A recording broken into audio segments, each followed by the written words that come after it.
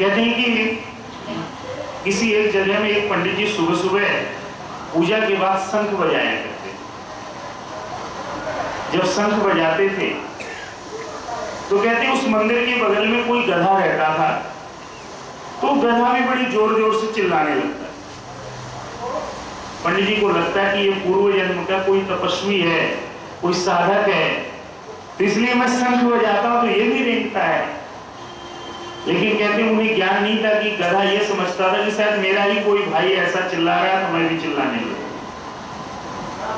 कहते एक दिन क्या हुआ, पंडित जी ने शंख बजाया तो गधे की रेंगने की आवाज नहीं आई। जब आवाज नहीं आई तो कहते हैं कि पंडित जी ने जाकर के पता किया कि वो गधा आज बोला क्यों नहीं। भक्ति का तो मेरा बहुत बड़ा साथी है, वो सुबह सुबह साक्षी देता है कि मेरी शंख बजाने में कितनी शक्ति है कि मनुष्य तो मनुष्य पशु भी बोलने लगते हैं। तो कहते हैं जाके जब पता किया तो वो गधा मर गया। गधा मर गया क्योंकि पंडित जी की नजर में वो बहुत बड़ा तपस्वी था, बहुत बड़ा भक्त था, कोई पूर्व जन्म का साधक था। तो हिंदू समाज में जैसी प्रथा है, पंडित जी नाई के पास गए और कहने लगे भैया मेरे बाल गंजे कर दो। कहते हैं पंडित जी के बाल जो है वो सिर मुंडन हो गया, सिर मुंडन हो गया। अब पंडित जी कहीं जो बनिया था उस जगह का, उनके पास सामान लेने के, तो उस बनिए ने पूछा कि पंडित जी क्या बात है, आपने ये सिर क्यों घुटवा दिया, ये मुंडन क्यों करवा दिया।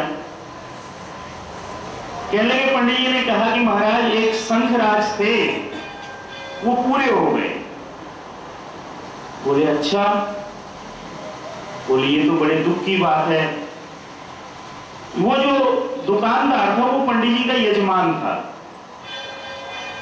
कहने लगा भाई अगर देखो मेरे गुरुजी के शंखराज चले गए तो मेरे को भी उतना ही दुख है। कहते उसने भी जाके अपना सिर घुटवा दिया।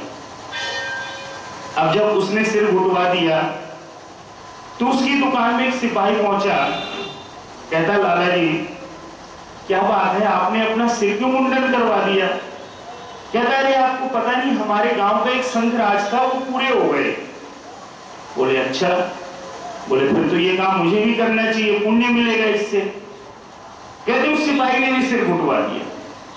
कहते ऐसे क्या हुआ कि उस नगर गांव के रहने वाले जितने भी लोग थे सबने अपने सिर घुटवा दिए, मुंडन करवा दिया। तो एक दिन जो उस नगर का ग्राम का सेनापति था, उसने देखा कि उसकी सारे फौज के सारे पुलिस के लोग गंजे हो गए, कारण क्या है। तो उसने पता करता करता वो गांव में गया। गांव में लाला जी से पूछा, क्योंकि यहां से शुरुआत हुई। लाला जी ने पंडित जी के पास भेज दिया। तो सेनापति ने पंडित जी से पूछा कि महाराज वो शंखराज है कौन। बोले जी वो गधा था।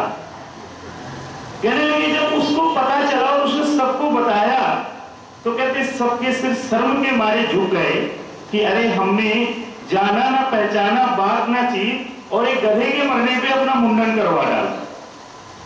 माता और सज्जनों ये परंपराएं आज भी चल रही है। लोग स्वामी दयानंद जी को बहुत कुछ कहते हैं, हम भी कहते हैं पुरोहित के नाते कि हमारी भी आजीविका स्वामी जी ने समाप्त कर दी।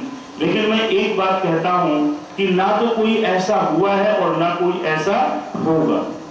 कारण उन्होंने जो मंतव्य प्रकट किए, उन्होंने उन पर ये नहीं कहा आप मानो। आप कहीं पढ़ेंगे स्वामी दयानंद जी ने ये नहीं कहा कि जो मैंने कहा वो मान लो। स्वामी दयानंद जी ने किसी को कभी नहीं कहा कि जो मैं कह रहा हूं मान लो। उन्होंने केवल ये कहा कि ये सत्य है, ये असत्य है। अगर आपको लगता है कि सत्य स्वीकार करना चाहिए तो सत्य स्वीकार कर लो, और लगता है कि असत्य छोड़ना चाहिए तो असत्य को छोड़ दो। ठीक उसी प्रकार से जो मैंने आपको कहानी बताई उसका सार क्या है, उसका सार क्या है। आप देखिए आज समाज में कितनी पढ़ी लिखी निरक्षरता है। अगर मैं गलत नहीं कह रहा, जितने हम पुस्तकीय ज्ञान से पूर्ण होते जा रहे हैं उतने हम क्या है अंधविश्वासों में फंसते जा रहे हैं। मान लीजिए आर्य समाज मंदिर के सामने से जाते हुए मैंने एक दिन मत्था टेक दिया और मेरा काम हो गया, मुझे नहीं पता यहाँ क्या है, लेकिन मैं डेली यहाँ मस्तक नवा के जाऊंगा। ठीक इसी प्रकार से आप माताओं को देखें, उनको लगता है कि चौराहे पे कोई चीज रख देने से बच्चों पे रोग नहीं आते, वो चौराहों पे चीज रखनी शुरू कर देती है, उधर बच्चे का इलाज नहीं करवाती है। पता क्या होता है आप जानते हैं, बीमारी बढ़ती जाती है और घर में समस्याएं खड़ी हो जाती है। कहते हैं कि वास्तव में एक पंक्ति बहुत सुंदर आती है कि ये जीवन जो है अंधविश्वासों से चला नहीं करता, ये जीवन जो है श्रद्धापूर्ण भाव से कर्तव्यनिष्ठ होकर के किए गए कार्यों से ही जीवन चला करता है।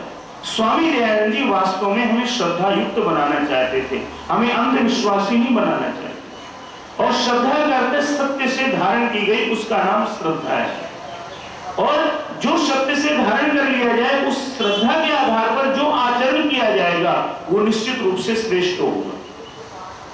आज मैं सुबह सुबह पढ़ रहा था सत्यार्थ प्रकाश की, पिछली बार मैंने जब भूमिका बनाई थी,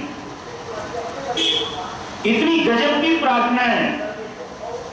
आप किसी मुर्दा व्यक्ति को सुबह सुबह ये 2 मंत्र पढ़वा दीजिए, आप और हम तो जीवित हैं, किसी मुर्दा व्यक्ति को ये 2 मंत्र पढ़वा दीजिए, अर्थ पढ़वा दीजिए और हाथ जोड़ के उससे प्रार्थना करवा दीजिए, आप देखना वो जीवित हो जाएगा। स्वामी दयानंद जी ने जो कुछ भी लिखा वो हम सब मनुष्यों के ऊपर उठ करके लिखा उन्होंने। जो मेरे और आप जैसे व्यक्ति, हम तो बोलने के अधिकारी भी नहीं है इस विषय पर। अगर देखा जाए सत्यार्थ प्रकाश को लेकर के हमारा बोलने का कोई अधिकार ही नहीं है, क्यों, हम उनकी धूल मात्र भी नहीं है। और मंत्र क्या है, भूमिका देखिए आप, जब प्रथम समोल्लास के मंत्र आपको सामने पढ़ना चाहूंगा। ओम शन्नो मित्रः शं वरुणः शन्नो भवत्वर्यमः सन्न इंद्रो बृहस्पतिः शन्नो विष्णुरुक्रमः। क्या सुंदर मंत्र ढूंढ के लाए गुरुवर। क्या प्रार्थना है, जरा ध्यान दे के सुनिएगा। कहते हैं कि जो परमात्मा है और रुरुक्रम है, सबसे महापराक्रमी यदि कोई इस संसार में है तो वो परम पिता, बोल दीजिए, परमात्मा है। अब विचार करने वाली बात यह है कि हम क्या करते हैं, हमने केवल पढ़ लिया कि वो महापराक्रमी है, लेकिन क्या उसके पराक्रम को अनुभव नहीं किया। आप अपने जीवन पर दृष्टिपात कीजिए, फ्लैशबैक पे चले जाइए सब लोग, आप देखिए कि उस पराक्रमी के कारण आज आप और हम सब इस सूरजमल विहार में बैठे हुए हैं। सब लोग विचार कर रहे हैं, यदि उस परमात्मा का पराक्रम मेरे आपके साथ नहीं होता तो निश्चित रूप से आज हम जीवन में इतनी बड़ी तरक्की, बोलिए, नहीं कर पाते। अब जब मंत्र का पढ़े, रुरुक्रम है, वो परमात्मा कैसा है, पराक्रम युक्त है, तो वेद के चिंतनकार कहते हैं भैया जब इसको पढ़ो तो विचार करो कि पहले जैसे उसने पराक्रम से आपकी रक्षा करी, क्या आज वो आपकी उस पराक्रम से रक्षा नहीं करेगा। बोल दीजिए, करेगा।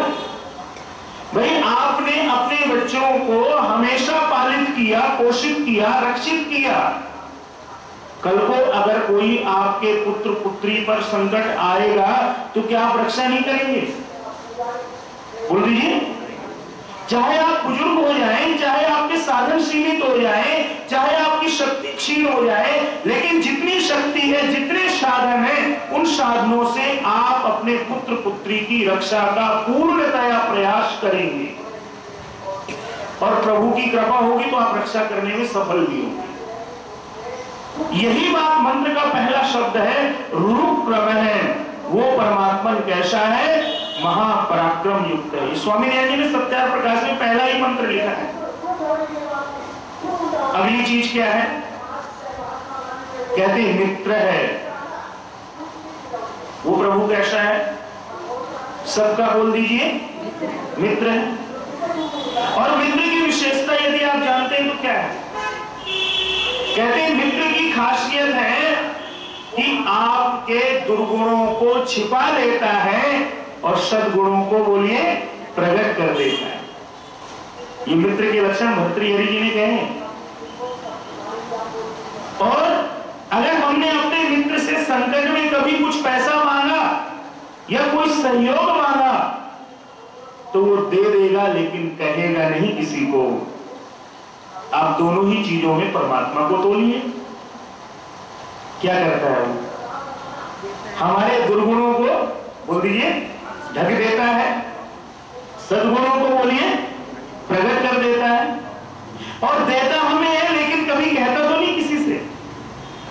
हम क्या करते हैं कि साहब आर्य समाज मंदिर को 501 रुपए या 10,000 रुपए हमने दान दे दिया, वो 10 दोस्तों को बताते हैं।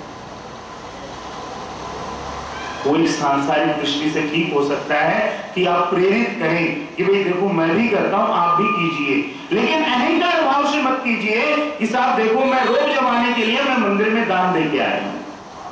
वो गलत। अरे आपके प्रभु ने भी तो आपको इतना कुछ दिया, आपने किसी को बताया कि मेरे मालिक ने मुझे दिया है? हम कहने की हिम्मत रखते हैं? नहीं रखते। क्या कहते हैं? साहब मैंने परिश्रम किया, प्रभु ने मुझे शक्ति दी तो मैंने परिश्रम किया। लेकिन क्या बोल देना चाहिए साथ में कि नहीं, प्रभु ने प्रेरणा दी तो मैंने बोल दीजिए परिश्रम किया। अगर वो प्रभु प्रेरणा नहीं देगा तो वही हम परिश्रम क्यों कर पाएंगे उस दिशा में? परिश्रम तो आप देखिए, ये जो रिक्शा चलाने वाला ये भी करता है, फल बेचने वाला वो भी करता है, सब्जी बेचने वाला वो भी करता है। लेकिन मुझे आपको उस प्रभु ने कुछ ऐसी सुंदर प्रेरणा दी जिसके कारण हमारा परिश्रम फलवान हो गया, फलित हो गया। ये किसकी कृपा है? बोल दीजिए परमपिता परमात्मा की है, क्योंकि वो मित्र है हमारा। लेकिन हम उसको मित्र नहीं समझते हैं। क्यों? अगर मित्र समझे, आप एक बात बता दीजिए, आपका जो सबसे क्लोज मित्र है, एक तो मित्र होगा सबका, जो आपका सबसे क्लोज मित्र है, जब वो आप उससे बात कर लेते हैं, आपने उस पर काम छोड़ दिया, फिर आप क्या हो जाते हैं? बोल दीजिए निश्चिंत हो जाते हैं ना। लेकिन जो प्रभु पल पल हमारी सहायता कर रहा है, उस पर हम कोई छोड़ की चीज राजी नहीं है। लेकिन यहाँ पे मंत्र कहता है कि नहीं, विश्वास करो, अपने आप को जगाओ, वो तुम्हारा सबसे सच्चा मित्र है। उसके अलावा और कोई मित्र नहीं हो सकता। और अगली चीज क्या है? वरुण है, शम, सर्वोत्तम सुख कारक, सर्वोत्तम सुख स्वरूप है। आप बता दीजिए सच्चा सुख कहां मिलता है आपको? भगवान के पास बैठने में। आपने मान लीजिए 1 घंटा हवन किया, अगर आपका आधा मिनट भी ध्यान रख गया तो शायद मैं समझता हूं जीवन भर की दौलत फीकी पड़ जाएगी। आपको क्या लगेगा? आज मुझे कुछ अलग सा आनंद आ गया, वो आनंद मैं कहीं प्राप्त बोलिए नहीं कर सकता। तो सोचिए वो कितने सुखों का स्वामी है, सर्वोत्तम सुख कारक है, सुख स्वरूप है। आगे क्या कहते हैं? अर्यमः, सुख का प्रचारक भी है, और इंद्र माने सकल ऐश्वर्य का देने वाला है। जो परमात्मा है उसका नाम क्या है? इंद्र है। आगे आपको नामों की चर्चा आएगी, अभी मैं केवल मंत्र तक सीमित रहना चाहता हूं। आगे क्या है? कहते हैं बृहस्पति सबका अधिष्ठाता है। अधिष्ठाता शब्द से आपको बता दूं सबका संरक्षक है। आप घरों में, आप बड़े बुजुर्ग बैठे हैं, अपने बच्चों से कभी बात करना। हम जैसे जो बच्चे हैं वो एक बात बहुत सुंदर कहा करते हैं, कहते हैं पिताजी आप बैठे हैं ना, घर में बैठने से ही हमारे सारे काम पूरे हो गए। कितनी बड़ी बात है, सबका अधिष्ठाता। यदि मेरा प्रभु मेरे मस्तिष्क में थोड़ी देर बैठ तो जाए, बैठाना नहीं चाहिए। जैसे आप घर में बैठे हैं, आप जानते हैं मेरी उपयोगिता क्या है, ऐसी बात नहीं, आपकी बहुत बड़ी उपयोगिता है। लेकिन फिर भी बच्चे आपको क्या बोलते हैं कि पिताजी आप बैठे हैं ना, बस इससे मेरे सारे कष्ट दूर हो गए। भाव क्या है? आपके बैठने से जो छाया बन गई उससे हमें सुख मिल गया। ठीक उसी प्रकार से जो परमपिता परमात्मा को अधिष्ठाता सिर में मस्तिष्क में बना करके बिठा करके जो काम करेगा, निश्चित रूप से वो सारी चिंताओं से बोलिए मुक्त हो जाए। आप एक बात बताइए, पिता चाहे 90 वर्ष का हो, चाहे 100 वर्ष का हो, चाहे 100 वर्ष के पार का हो, लेकिन जब पिता जाता है तो क्या हम बच्चों की आंखों में आंसू नहीं आते हैं? हमें सत्य पता है कि जिसने जन्म लिया उसका मरण निश्चित है, लेकिन फिर भी आंखों में आंसू इसलिए आते हैं कि जिसकी छाया थी आज वो प्रभु ने मेरी छाया मेरे सिर से बोलिए हटा दी। आप सब बैठे, इसलिए बहुत सुंदर चर्चा। वो परमात्मा कैसा है? हमारा अधिष्ठाता है, हमारा संरक्षक है। सबसे बड़ा कोई है तो कौन है? बोलिए बोलिए, परमपिता परमात्मा। आगे क्या है? शम विष्णु हूं, कहते हैं जो सब में व्यापक है। मुझ में ओम, तुझ में ओम, बोल दीजिए, सब में ओम समाया। बहुत सुंदर भजन आप बोला करते हैं, मुझ में ओम, तुझ में ओम, सब में ओम समाया। अरे भाई, जो प्रभु मुझ में समाया, जो आप में समाया, फिर मैं, अगर आप एक बात बताइए, अगर मैंने इस उंगली में सुई चुभोई तो क्या आपकी उंगली में सुई नहीं चुभेगी? चुभेगी, यदि एक आत्मा होगी तो। कहते हैं ऐसा प्रभु जो सबके हृदयों में समाया है, वो क्या करेगा? कल्याणकारी हो। ये प्रार्थना है स्वामी जी की। जो लोग हमें कहते हैं नास्तिक हो, जरा इन मंत्रों को तो पढ़े। ऐसा प्रभु हमारे लिए क्या हो? बोल दीजिए, कल्याणकारी हो। अगला मंत्र क्या है?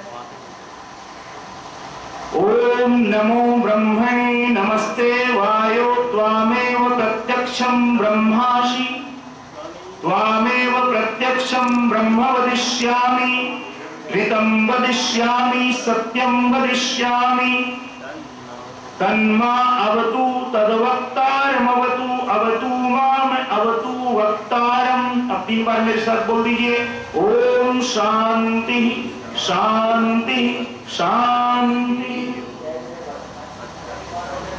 कितना सुंदर मंत्र है। मैं आपको एक नियम बोलूंगा, जिनके घर में भी सत्यार्थ प्रकाश है, आज जाके इन मंत्रों को दोबारा पढ़ना सुनने के बाद, और इनके अर्थ को पढ़ना और महसूस करना कि जो मैंने थोड़ा सा प्रयास किया वो सही था या गलत था। क्या है मंत्र का भाव? जरा समझ लीजिए, आपको आनंद आ जाएगा, दिन आपका बड़ा सुंदर हो जाएगा। क्या है? सबसे पहले कहते हैं वायोते नमः ब्रह्मणे नमोस्तु। कहते हैं वो परमात्मा जो सबके ऊपर विराजमान है, वो परमात्मा सबके ऊपर, बोल दीजिए, विराजमान है, और जो सबसे बड़ा अनंत बलयुक्त परमात्मा है। उसके बलों की कोई लिमिट है क्या? कोई सीमा है उसके बलों की? मेरी आपकी सीमा है ना जी, कि हम 2 किलोमीटर में नहीं चल पाएंगे अभी, या 3 किलोमीटर चल पाएंगे, या 4 किलोमीटर चल पाएंगे, इससे ज्यादा हमारे बस का नहीं है। यह हमारी लिमिट है काम करने की। लेकिन जो परमात्मा है, कहते हैं वो अनंत बलों का स्वामी है, अनंत बलयुक्त परमात्मा है। सबसे पहले हम उस ब्रह्म को नमस्कार करते हैं। आप लोग कृष्णों की वो कथा सुनी होगी कि एक बार अग्नि को, वायु को और जल को बड़ा घमंड हो गया, हम बड़े शक्तिशाली हैं। अग्नि कहे मैं जिसको चाहे जला दूं, वायु कहे मैं जिसको चाहे उड़ा दूं, जल कहे मैं जिसको चाहे डुबा दूं। कह रहे कि परमपिता परमात्मा ने क्या किया कि तीनों के पास पहुंचे। एक सुबह अग्नि के पास पहुंचे, छोटा सा एक तिनका लिया, तिनका रख दिया अग्नि के आगे, और क्या कहा कि अग्निदेव, सुना है आपके अंदर बड़ी शक्ति है, जिसको चाहे जला दो, इस तिनके को जलाओ जरा। अग्निदेव ने पूरी ताकत लगा दी, लेकिन वो तिनका बोलिए नहीं जा। इसी प्रकार से वो वायु के पास गए कि भैया तू इसको उड़ा दे। वायु ने भी पूरी ताकत लगा दी, नहीं उड़ा पाया, ऐसे जल गया, जल भी उसका कुछ नहीं कर पाया। तब वो तीनों हाथ जोड़ के खड़े हो गए कि भगवान आप कौन हैं? कहने लगे मैं परमात्मा हूं, तुमको बताने आया हूं कि अपनी शक्तियों पर अभिमान हमें बोलिए नहीं करना। सब शक्तियों का स्वामी कौन है? बोल दीजिए परम पिता परमात्मा। हम यूं ही ऐसे रहते हैं, हम यूं ही ऐसे रहते हैं कि पता नहीं कितना धन हो गया, पता नहीं कितने बड़े हम घरों के स्वामी हो गए, कितनी बड़ी बड़ी कारें हो गई, बच्चे हमारे पता नहीं क्या अरबपति खरबपति हो गए। भाई अब हमारी तो स्थान कम नहीं होनी चाहिए। लेकिन मुझे एक हिंदी कवि की एक पंक्तियां नहीं, उनके भाव याद आते हैं। वो कहते हैं कि भैया थोड़ा सा बुखार आ जाता है तो उसी में तो आदमी ढीला हो जाता है, ये ऐठ कहां काम आएगी। जो स्वामी दयानंद जी की विचारधारा है वो बड़ी अद्भुत है, जो उसको समझ पाया। स्वामी सत्यप्रकाश जी हुए, स्वामी सत्यप्रकाश जी ने एक बात कही, कहने लगे कि जो सत्यार्थ प्रकाश को पढ़ेगा, अगर वो हिंदू है तो और बड़ा हिंदू हो जाएगा, अगर वो मुसलमान है तो और बड़ा मुसलमान हो जाएगा, अगर वो दूसरे शब्द जिसका भी है वो उतना बड़ा अपने आप को बड़ा मानने लगेगा। कहने लगे सत्यार्थ प्रकाश में बातें इस प्रकार की। अगली चीज आइए, कहते हैं अगला शब्द है त्वामेव प्रत्यक्षम ब्रह्मासि। कहते हैं कि आप ही अंतर्यामी रूप से प्रत्यक्ष ब्रह्म हो। सामने ब्रह्म कौन है? बोल दीजिए परमपिता परमात्मा।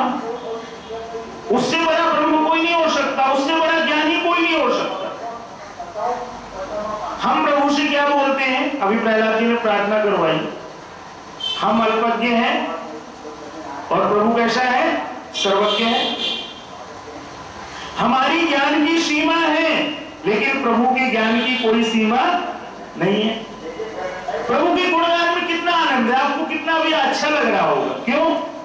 क्योंकि वास्तव में जो परमात्मा है, हमारे यहाँ पर एक चर्चा आती है कि परमात्मा का ही भजन क्यों करें, उसी का ही नाम क्यों लें, तो वहां पर विद्वान लोग उत्तर दिया करते हैं कि भैया साधारण सी बात है कि अपने से विशिष्ट से संगति करोगे तो अच्छे गुणों के स्वामी तुम भी खुद बन जाओगे।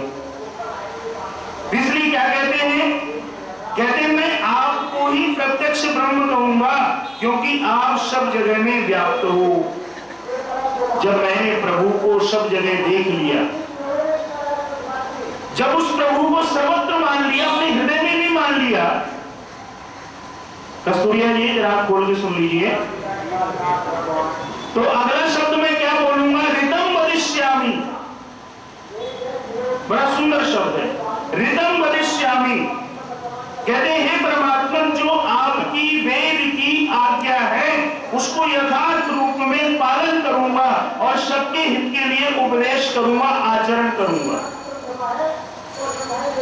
इस मंत्र को जरा समझ लीजिएगा, यह मंत्र आपका रक्षा सूत्र हो सकता है।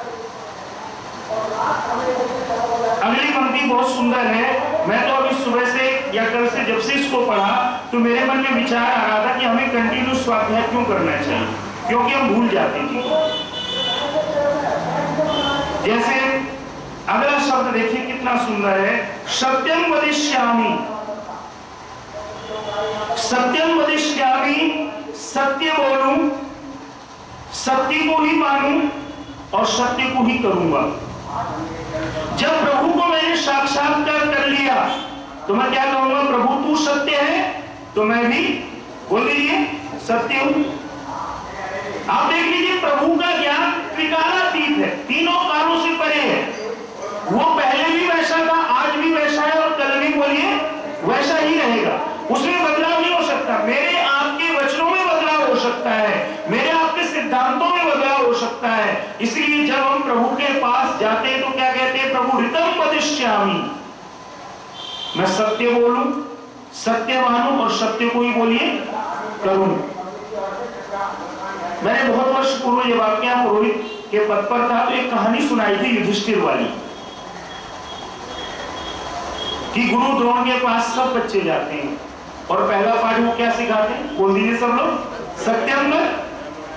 सब लोग अगले दिन आगे पाठ सुना देते हैं, लेकिन युधिष्ठिर पाठ नहीं सुनाते हैं, दूसरे दिन भी नहीं सुनाते, तीसरे दिन भी नहीं सुनाते, डांट खाते हैं, गुस्सा गुरुजी का खाते हैं, लेकिन कहते हैं कि गुरुजी अभी पाठ याद बोलिए नहीं। और जब याद हो जाता है तब आके बोलते हैं गुरुजी पाठ याद हो गया, और वो पाठ जीवन भर याद रखा उन्होंने। ये देखिए कितनी महत्वपूर्ण बात है। मैं बोलता हूं मंच से, बोलने में क्या जा रहा है, मैं भी बोलता हूं, आप भी सुनते हैं, लेकिन ना तो मैं मानता ना आप मानते, तभी क्या है, हम वहीं के वहीं और युधिष्ठिर बोलिए स्वर्ग में चलेंगे। समझने वाली बात है। वास्तव में सत्य तो जीवन में जिसके भी घटित हो गया, और किसके घटित होगा, जिसके ऊपर प्रभु कृपा होगी। स्वामी जी को देख लीजिए, कहां कहां के उनको प्रलोभन मिले। मुझे आपको कोई बोले अरे पंडित जी आपको आ जाओ वहां की गद्दी देते, कई करोड़ों का माल है, मैं कहूंगा भाई साहब क्या करना, चलते हैं वहीं। लेकिन हमारे गुरु है, कहां कहां की गद्दी मिली, ऊखी मठ की गद्दी मिली, एक लिंग की गद्दी मिली, सब जगह उन्होंने क्या बोला कि भाई ये मेरी आवश्यकता नहीं है, मुझे इनकी जरूरत बोलिए नहीं है। तात्पर्य क्या है, उस व्यक्ति के जीवन में से सत्य तेज से टपकता था। तभी आप देखिए कि आज भी आपको बता दूं मैं कि जितने लोग उनके संपर्क में आए सब बदल गए। आप बताइए गुरुदत्त जी को क्या उन्होंने उपदेश किया था, बताइए आप लोग, नहीं किया ना। गुरुदत्त जी को यह तो नहीं कहा कि तू आर्य समाजी बन, श्रद्धांजलि जी को यह तो नहीं कहा मुंशीराम को कि तू आर्य समाजी बन, पिछली बार मैं बोल चुका हूं प्रकरण। भगत सिंह को यह तो नहीं कहा कि तू आर्य समाजी बन, लेकिन हमारे गुरु है। इसका मतलब क्या निकला, कोई व्यक्ति के जीवन में परिवर्तन उपदेश से नहीं, किससे आता है, बोल दीजिए, आचरण से आता है। यदि मेरा आचरण अच्छा होगा तो मुझे उपदेश देने की आवश्यकता बोलिए नहीं पड़ेगी। आप स्वयं परिवर्तित हो जाएंगे, लेकिन स्वयं में जब आचरण अच्छा नहीं है, मैं लच्छेदार प्रवचन सुनाता रहूं, क्या होगा, कोई परिवर्तन बोलिए नहीं होगा। इसलिए वेद मंत्र क्या कहता है, ऋतम वदिष्यामि, हे परमात्मा सत्य को बोलूंगा, सत्य को मानूंगा और सत्य ही करूंगा। लेकिन अगला शब्द बड़ा सुंदर है, तन्मामवतु तद्वक्तारमवतु।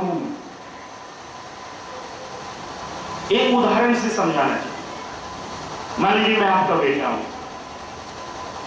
मैं घर से निकला, आपने कहा बेटा मेरी दवाई लेते आना याद से, मैंने कहा ठीक है पिताजी। फिर मैं गेट पे पहुंचा, फिर आवाज आ गई, हाँ भाई याद है ना, मैंने दवाई मंगाई है अपनी, भूल मत जाना। आपने 2 बार क्यों बोला, क्योंकि मुझे, बोल दीजिए, याद रहे, मैं आपकी दवाई भूलूं नहीं। क्यों, आप जानते हैं कि मैं भूल जाता हूं, 10 काम है, बच्चा हूं, निकलूंगा, हो सकता है कि आपकी चीज भूल जाऊं, तो आपने दोबारा बोला कि नहीं बेटे ध्यान रखना, मेरी दवाई लेके आना। इसी प्रकार से यहां पर गजब कर दिया स्वामी जैन जी ने और ऋषि ने, तद वक्तारम अवतु अवतु माम वक्तारम। आप कहेंगे क्या गजब कर दिया, सुनिए जरा। कहते हैं हे परमात्मा जब मैं सत्य बोलता हूं, सत्य मानता हूं, सत्य को ही करता हूं, तो आप क्या करना, मेरी रक्षा करना, मेरी रक्षा करना। और 2 बार बोला, अब तद वक्तारम अवतु, 2 बार बोला कि प्रभु ध्यान रखना, मेरी रक्षा में कोई कमी मत होने देना, रक्षा करना अपनी। और क्या कहते हैं, बड़ा सुंदर शब्द है, इस रक्षा से मुझे मिलेगा क्या। तभी मैंने आपको बोला ना, ये मंत्र आपका रक्षा सूत्र, मेरा रक्षा सूत्र हो सकता है यदि मैं इसको आचरण में लाऊं। कहते हैं प्रभु यदि आपकी रक्षा होगी तो क्या होगा, मेरी बुद्धि आपकी आज्ञा में स्थिर हो जाएगी और कभी आपके विरुद्ध मेरी बुद्धि बोलिए नहीं जाएगी, ये आपकी रक्षा से मुझे प्राप्त होगा। और देख लीजिए, हमें आपने वो तुलसीदास की पंक्तियां भी याद होंगी, जाको प्रभु दारुण दुख देही ताकि मत पहले, बोल दीजिए हर नहीं। भाई प्रभु जिसको कष्ट देता है क्या करता है, उसकी बुद्धि का पहले हरण कर देता है, यानी प्रभु की रक्षा एक्सपायर हो गई, समाप्त हो गई, अब हम दूर हो गए उस प्रभु से। तभी तो आप देखिए स्वामी दयानंद जी ने कितने सुंदर प्रार्थना मंत्र दिए। मैं समझता हूं कि ये खोज हम इसमें महत्व ही नहीं देते। मैं तो परिवारों में जाता हूं, कहता हूं भाई साहब हवन मत करो, लेकिन ये सुबह उठ के 8 मंत्र तो बोल लो, इनकी आरती पढ़ लो, आप भी अपने घरों में प्रेरणा दीजिए। यश छाया अमृतम यश मृत्यु, हे परमात्मा तेरी छाया ही बोली क्या है, अमृत है, और तेरी छाया से दूर हो जाना ही मृत्यु। कहने की कोई आवश्यकता नहीं। स्वामी जी ने एक एक मंत्र को ऐसा गजब का दिया है, हम करें तो सही। अरे अपनी बातों पर विश्वास तो रखें, अपने उस पर ही विश्वास नहीं है। हम क्या करते हैं, जब परेशान हो गए पंडित जी के पास गए, पंडित जी पत्री देखो, चलो देख ली, पत्री देख ली उन्होंने 4 उपाय बता दिए, हमने कर लिए। लेकिन मुझे एक छोटी सी बात बताइए, सब उपायों से सबसे बड़ा उपाय क्या है, ईश्वर भक्ति। बोलिए है कि नहीं ईश्वर भक्ति। आप गाड़ी में चलते हैं, मैं 2-3 बार उदाहरण दे चुका, तो आप गाड़ी में जब बैठ के चलते हैं तो आपको गड्ढों में भी झटका क्यों नहीं लगता, बोल दीजिए, सस्पेंशन उसका अच्छा है आपकी गाड़ी का। प्रभु भक्ति सस्पेंशन का कार्य करती है। जब प्रभु भक्ति हृदय में प्रज्वलित होती है तो कितने भी झटके लगे, वो झटके आप तक पहुंच नहीं पाएंगे, पहुंचे तो मात्रा में पहुंचे। यही बात यहां पर कही है कि हे परमात्मा मुझे अपनी रक्षा में लीजिए, जिससे मैं क्या कर सकूं, मेरी बुद्धि आपकी आज्ञा में स्थिर हो जाए, क्योंकि जो आपकी आज्ञा, जरा शब्द सुनिएगा, जो आपकी आज्ञा है वही धर्म है। पूर्णता की ओर चल रहा हूं सर। जो आपकी आज्ञा है वही धर्म है, और जो इससे विरुद्ध है वो क्या है, बोलिए, वही अधर्म है। तो जरा फिर एक प्रकरण ध्यान कर लीजिए, महाभारत का, अर्जुन का कर्ण का पहिया रथ का कहां फंसता है, ध्यान है ना आपको, कीचड़ में फंस जाता है ना। और कृष्ण क्या कहते हैं, अरे मौका है, चला तीर, खत्म कर इस पापी को।